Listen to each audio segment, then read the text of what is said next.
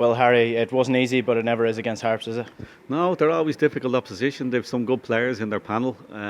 They've made difficult for a lot of teams in the league, and it was no different again tonight. They set up with five at the back and three in the middle, and it's very hard to break down. But in saying that, we didn't play particularly well, and I'd be looking for better performances going forward.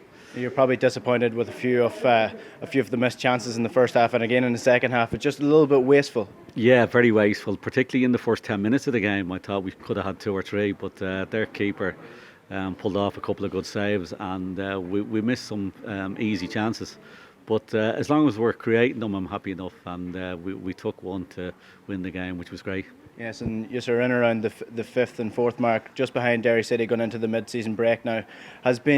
Has the lack of consistency been the major issue, and the lack of maybe breaking teams down like Finn Harps and not taking the chances in big games been the problem so far? Yeah, like we've performed really well against the likes of Dundalk and Rovers and that, but it's putting Finn Harps away we're finding that a little bit difficult. But anyway, we have to work at it. We have a good set of players, and we have to be doing better. And coming out of that mid-season break, what are you going to work on mainly? Is it going to be going forward and creating more chances, taking those chances, getting more players like Mikey Drennan on the ball, finding even more players like Chris Forrester, trying to get him to get more goals? Yeah, there's a lot to work on in all aspects of the game. Like we've changed the shape a couple of times this season. We need to nail down the shape.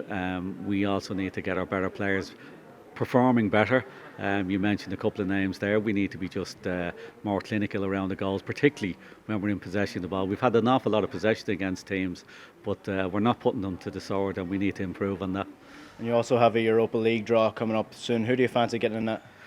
Well, I wouldn't mind getting anyone really. Like probably nearer home be better for everyone really from a finance point of view. But we're not too bothered as long as we have a chance of getting through to the next round. I'll be happy.